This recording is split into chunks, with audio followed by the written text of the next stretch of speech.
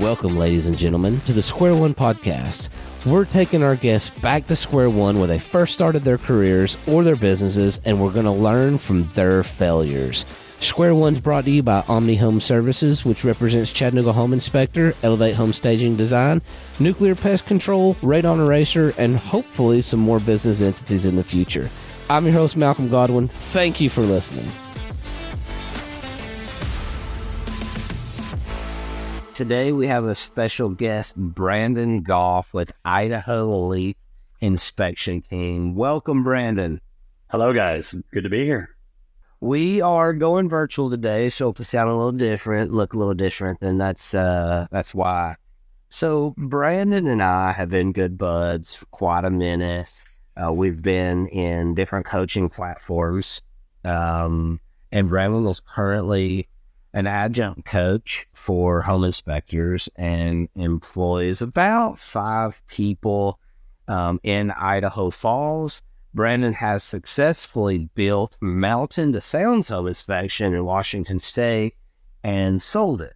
So you got a lot of good stories, Brandon. Yeah, no, it's I don't know, it's interesting to be on your podcast here and just kind of see where it goes and have conversations about some of my past experience too. So let's get to the my favorite thing, parenting. You got 2 young children, and you and your wife Sarah are very cognizant of being good parents, and that's like what the world's all about. You run a couple businesses, and that's great. But tell us about, like, parenting. Okay. It is interesting raising 2 kids. We thought we'd have a bigger family, but just the way life kind of took us, I think we maxed out with the 2 kids we got. They're very active. They're very fun, They do a lot with us. We'd love to travel with them.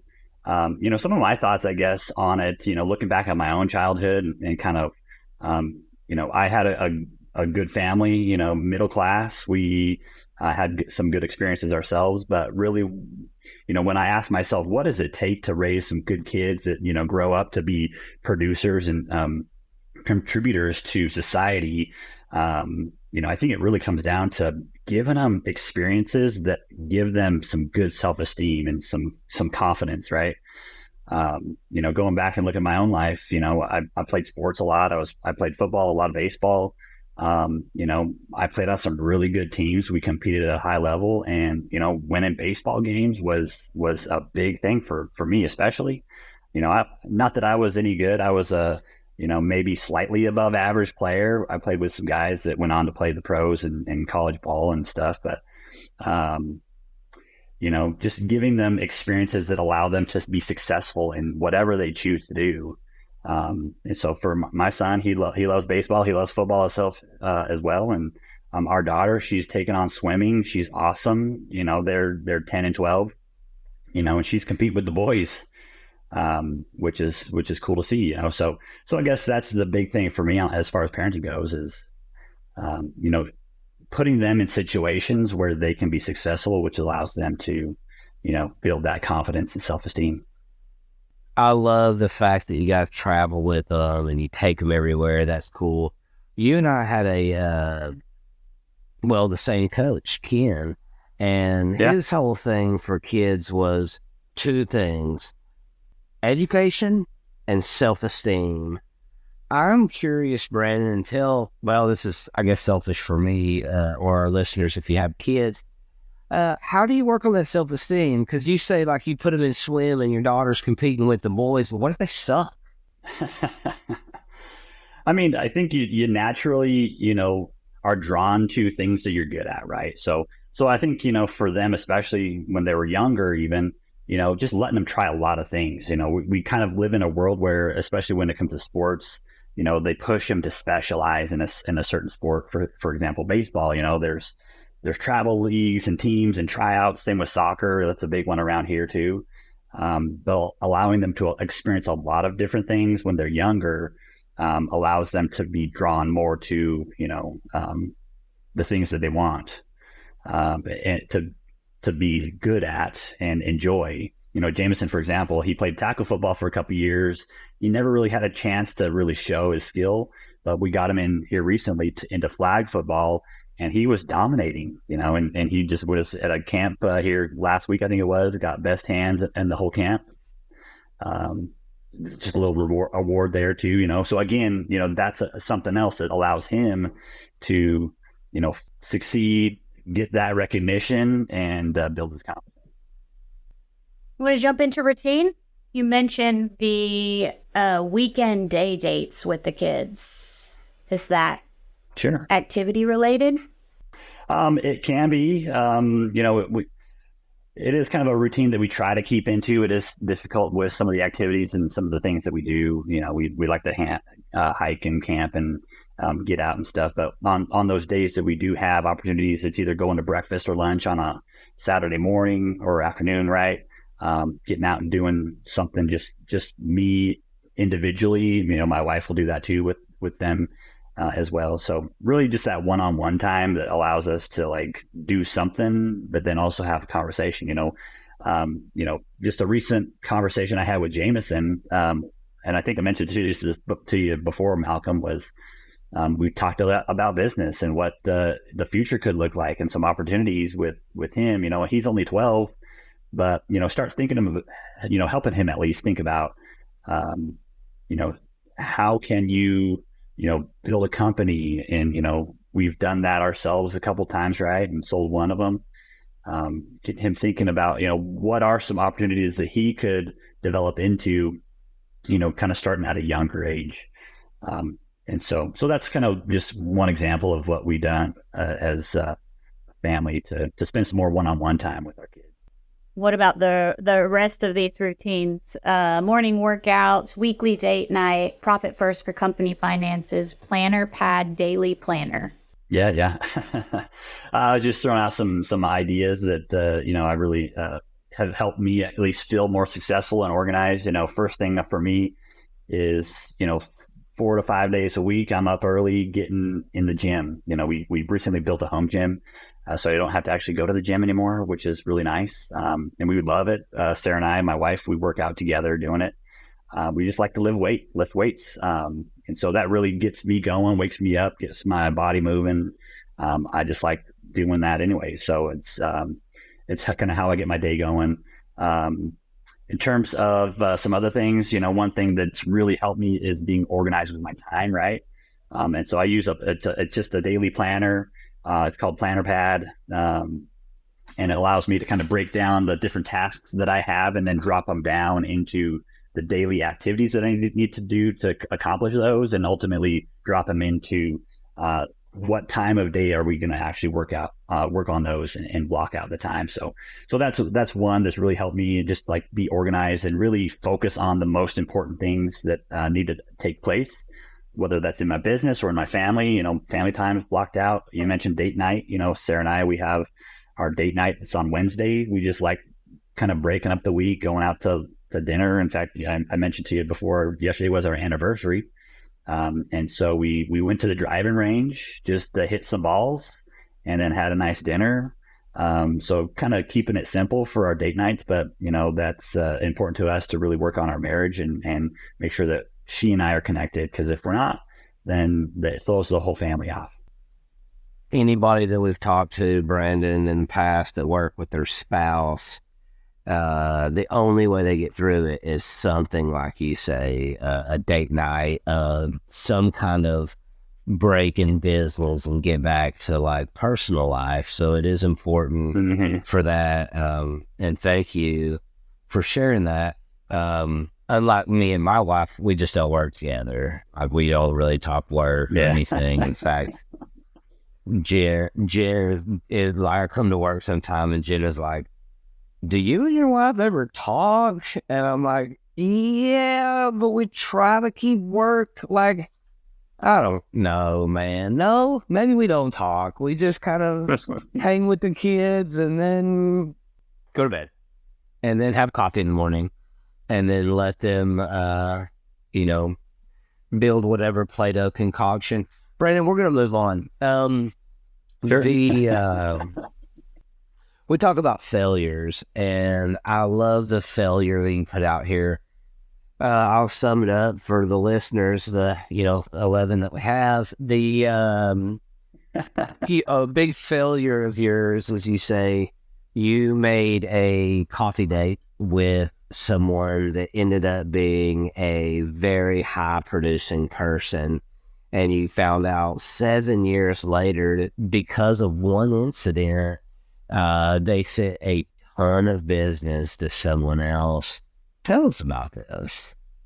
Yeah, I mean, that was just one big just fault on my part that I totally dropped the ball. In fact, this person, he actually reached out to me.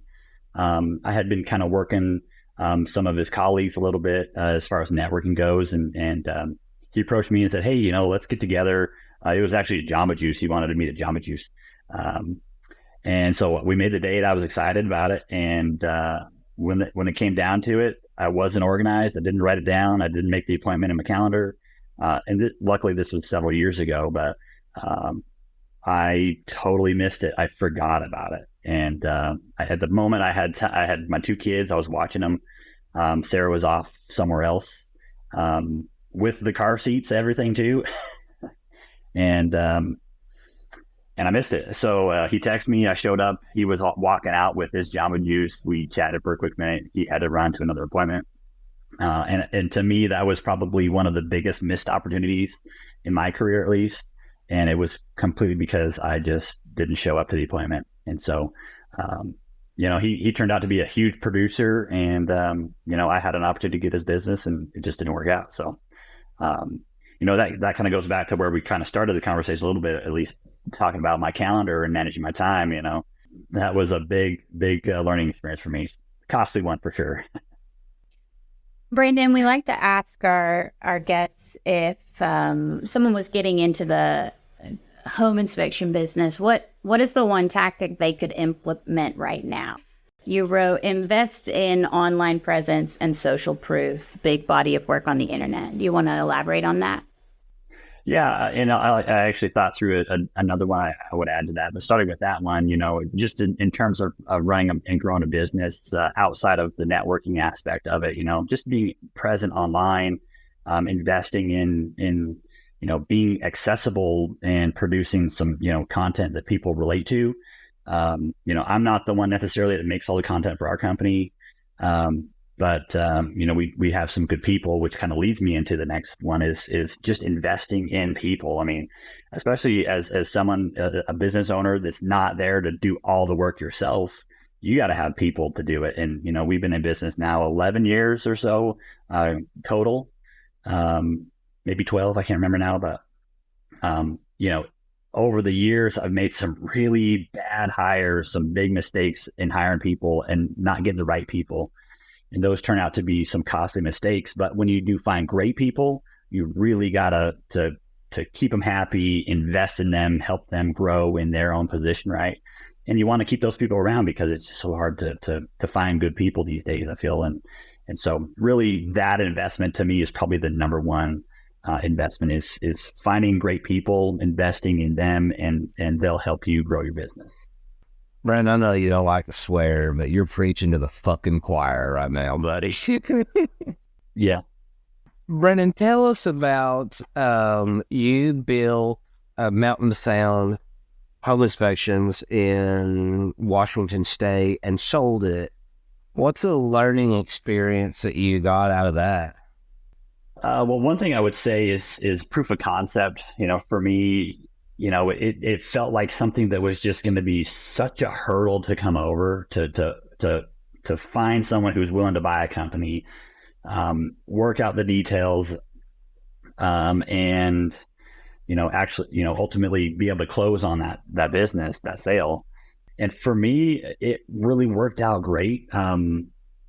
And all it took was just a little bit of action, honestly. I don't know if you want to get into the details on how it all came about, but to me, that's the biggest learning experience. And it wasn't a huge business. It wasn't a big sale necessarily, but just the fact that we were able to do that just proves to me that, if you just work at it, put the work and the time into it, things will work out. And that's really how it came about for us. Can we talk about some cool stuff? Powerlifting? Yeah, the powerlifting meet. I've done a couple of them actually, kind of going back to what we talked about as far as like the weightlifting stuff. Doing this in the morning. I've never really been one that competed in powerlifting or bodybuilding or anything. I just like to lift weights. That's what I like to do. So I just thought, hey, you know what? There's a local meet happening just down the road here from us, and thought, let's just see what happens if I train for a few months, and what would happen if I competed there. And I did one a year ago and went okay, had a good time at it. And then I thought here earlier this year, let's do one more. That same meet came about in April, and so we did it. Sarah did this one with me actually. So it was a lot of fun. You actually learn a lot of lessons, I think, from doing that kind of thing.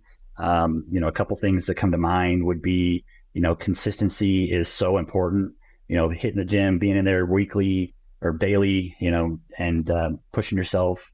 We actually have a coach that programs our training for us, and having someone that actually knows what they're doing. This guy's actually kind of an old school, like CrossFit guy, competed in the CrossFit games like the first year or two that it came out. So dude's like 5'5", but freaking jacked like a beast, And so I was like, come on, dude, you just show me how to get like you and I'll be happy, So, having someone coach you and program for you really helps you, I think, grow much faster, and I guess that kind of transfers to life as well. Like, when we hired our coach, it really opened up our eyes to like what's possible, right?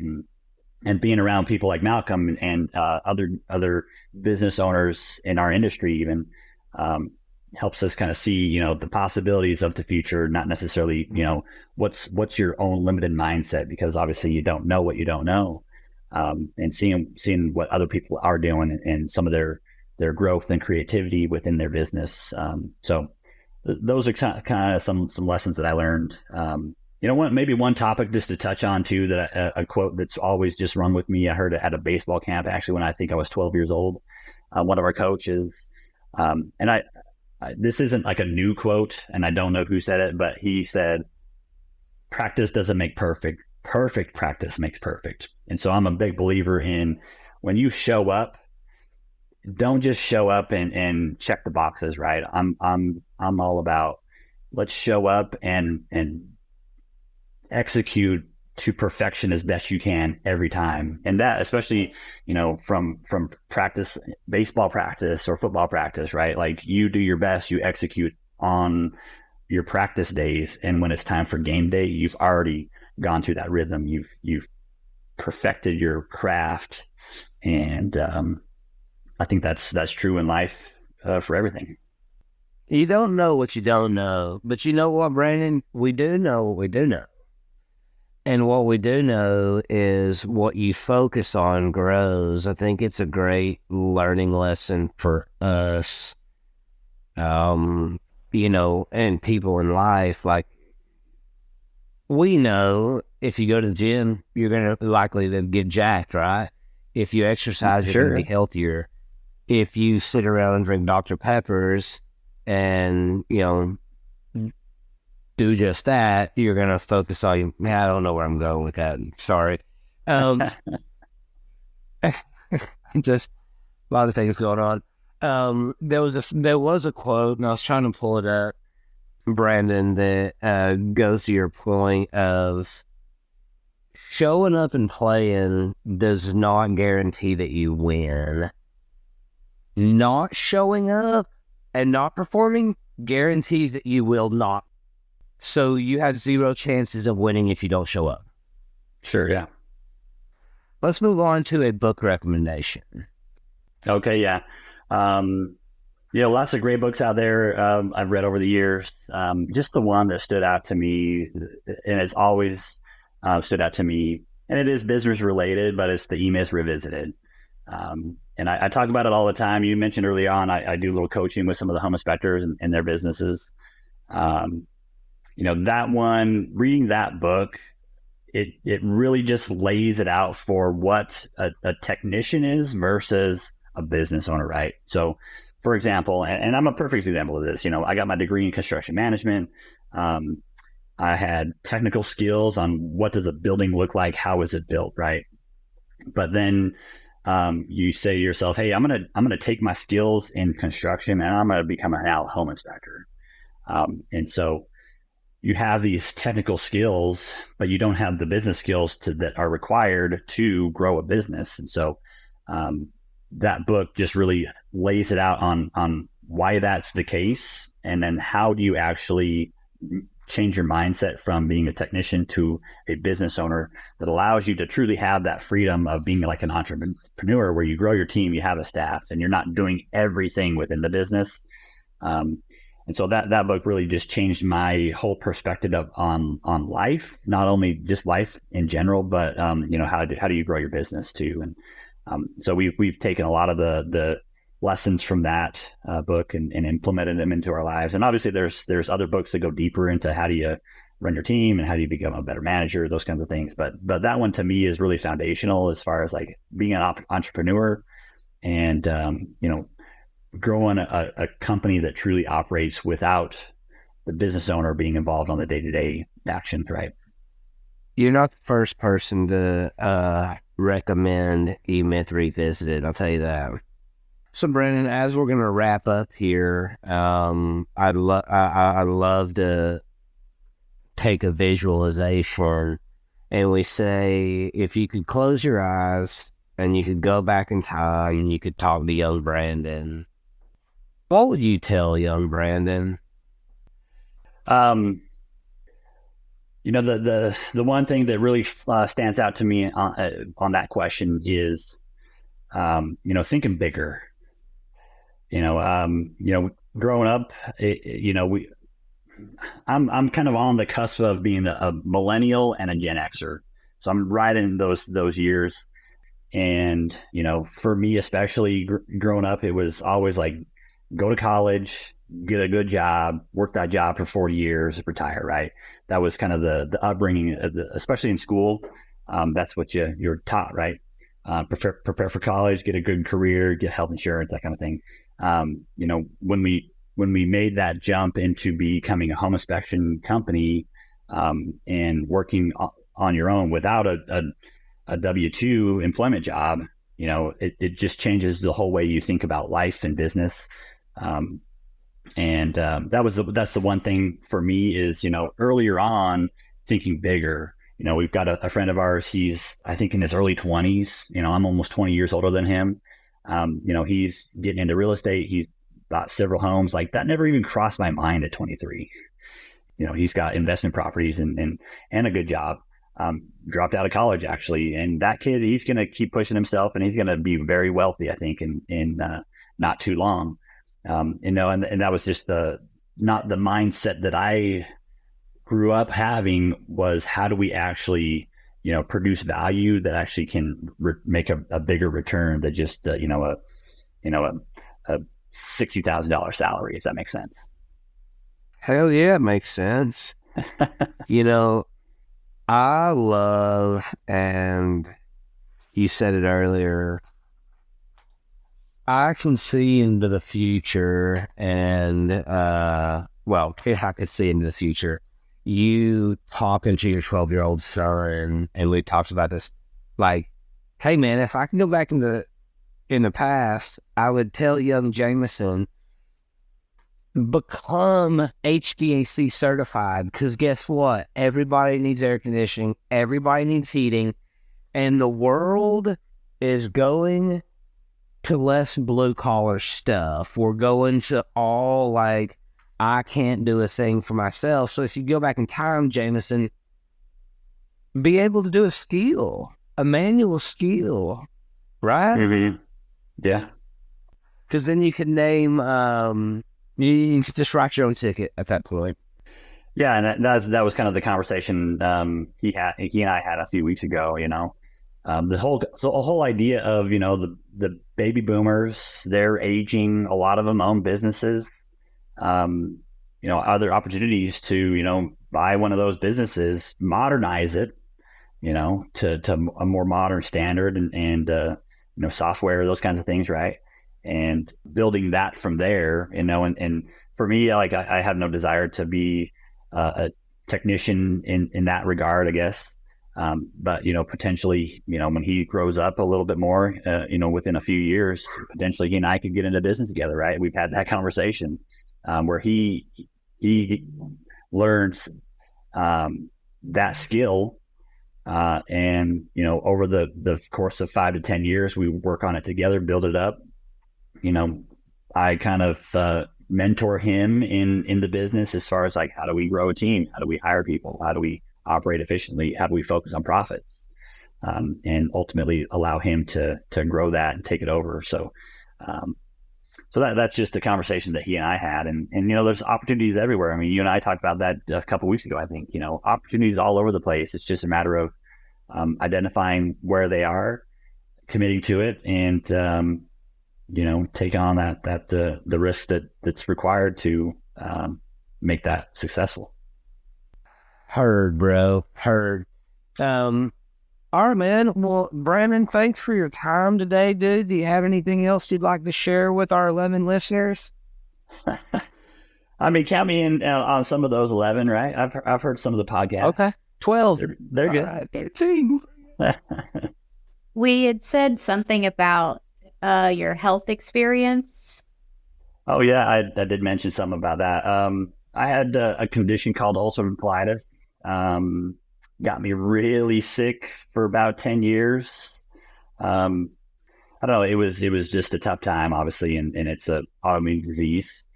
Ultimately had some surgeries that has cured me of that, and more or less cured me, I guess. It's not really a cure, but, I guess just facing those challenges of, whether it's a health issue or some other challenges, it's really about taking it on head on. And ultimately in that case, it came down to, making a decision. Is this going to be do we make a life-changing decision to have these surgeries, or what do we do? And when it comes down to it, it was honestly the best decision we ever made. We wanted to do that before our kids really got much older, and I'm feeling great. I'm now 40 years old, and never been healthier, honestly. And so that was kind of a life directing, I guess, time of my life to know that I could overcome, some pretty significant health challenges, and ultimately, I'm doing better off for it, probably. And you overcame that. I'm sorry, Brandon. You overcame, what was it called? It's called ulcerative colitis. It's a autoimmune disease that affects the colon. Okay. And you worked through that by dieting? There's for a lot of people, there's no way to really manage it. We tested lots of diets, we tested lots of medications, and nothing really worked for me. There is a steroid drug that does allow you to really, it causes inflammation. And so the steroid reduces the inflammation, but it's also basically a poison on your body. And so it caused some like pre-osteoporosis in my bones and stuff. And at that point, it's like, you know what, I can't stay on this one forever because it's killing me. So how do we overcome that? And that's kind of actually how I got into weightlifting, actually, because, the weightlifting is actually really good for your bones, makes them really, really hard and dense. And so that was one, I guess, way that I got into the weightlifting stuff. I love that. All right, Brandon, well, buddy, I appreciate your time. Thank you for gracing us with your presence, and we'll talk to you soon. Okay, man. Appreciate it, guys. Thank you for listening to the Square One podcast, brought to you by Omni Home Services. We represent Chattanooga Home Inspector, Nuclear Pest Control, Elevate Home Staging Design, Radon Eraser, and hopefully more business entities in the future. We release a new episode every Thursday. If you like this episode, share it with your friends, neighbors, real estate agents, or whoever. Make sure you subscribe to Spotify, Apple, or wherever the hell you listen to your podcasts.